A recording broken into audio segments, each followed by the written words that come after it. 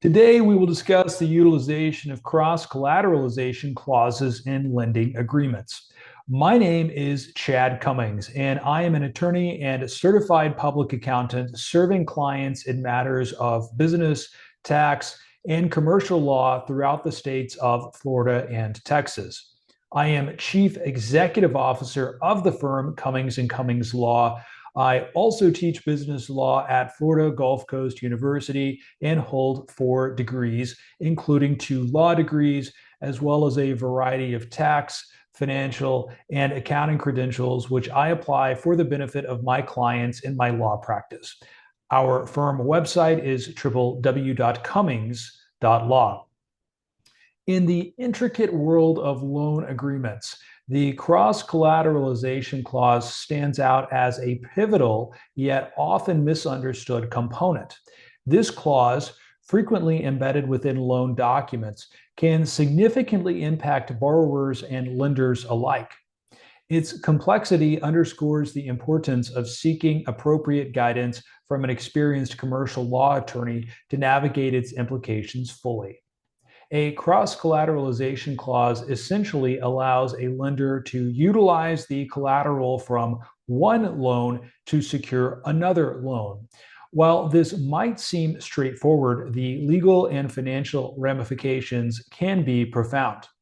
Borrowers often overlook the potential risks, assuming that collateral is tied only to the loan it directly secures. However, the interconnected nature of cross-collateralization can lead to unexpected liabilities.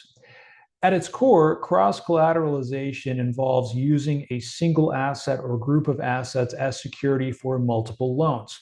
This mechanism is particularly common in real estate and commercial lending where substantial assets are at play.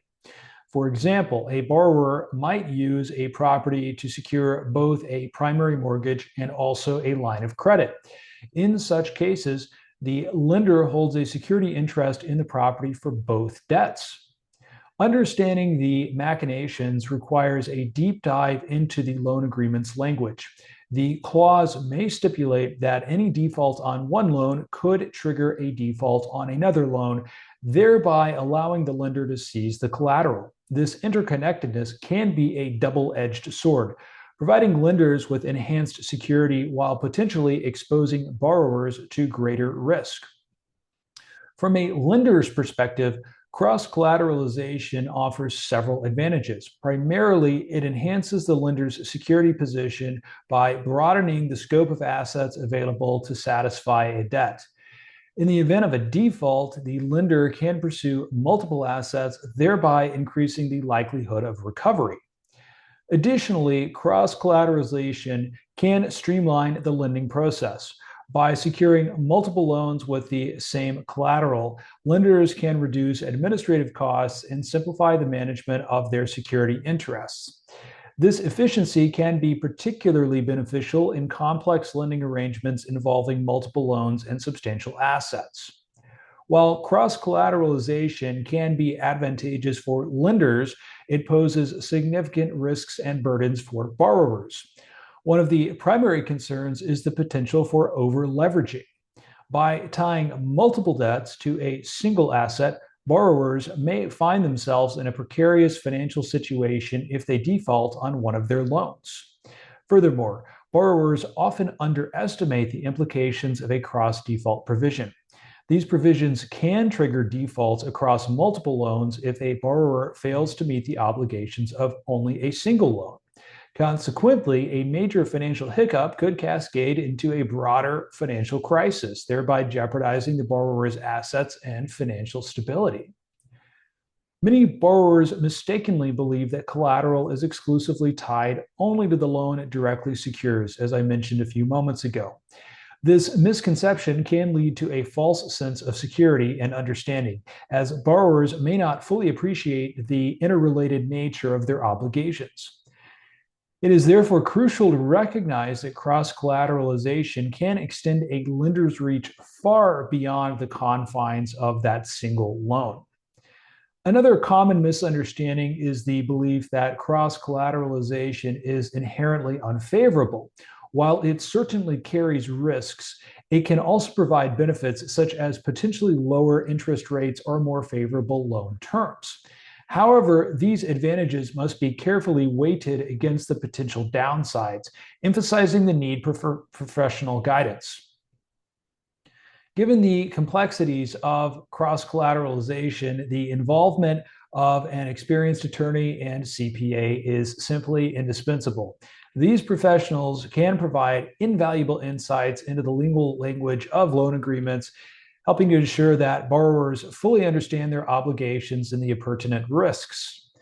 They can also assist in negotiating terms that mitigate potential downsides whilst maximizing potential benefits. Moreover, legal and financial professionals can help borrowers assess the broader impact of cross-collateralization on their financial portfolio as a whole, which is obviously very important in this context. By evaluating the interconnected nature of their debts, borrowers can make informed decisions that align with their long-term financial goals. Negotiating the terms of a cross-collateralization clause is a critical step in protecting a borrower's interest. Borrowers should seek to limit the scope of the clause, ensuring that it applies only to the specific loans or assets identified by the borrower, or better yet, seek to eliminate the clause or provision altogether. This can help mitigate the risk of over-leveraging and reduce the potential for cascading defaults. Additionally, borrowers may negotiate for the inclusion of release provisions, allowing them to free certain assets from the cross-collateralization arrangement upon meeting specified conditions. Such provisions can provide greater flexibility and control over one's financial situation, further underscoring the importance of skilled negotiation and competent professional advice. In conclusion, the cross-collateralization clause is a complex yet crucial element of many loan agreements. Its implications can be far-reaching, affecting both borrowers and lenders in significant and sometimes unexpected ways. Understanding the intricacies and interplay of this clause requires a nuanced approach guided by the expertise of a commercial attorney, usually working in harmony with a CPA. By recognizing the potential risks and benefits, borrowers can make more informed decisions that more closely align with their financial objectives. Whether negotiating terms or assessing the broader impact on one's financial portfolio, professional guidance is essential in navigating the complexities of cross-collateralization. Again, my name is Chad Cummings of Cummings and Cummings Law, and it was a pleasure sharing this information with you today. If you have any questions regarding this or any of the other topics covered in our earlier videos, please visit my firm website at www.cummings.law, not .com, but .law to schedule a telephone consultation. Thank you for your time, and I look forward to the opportunity to speak with and perhaps even work with you very soon.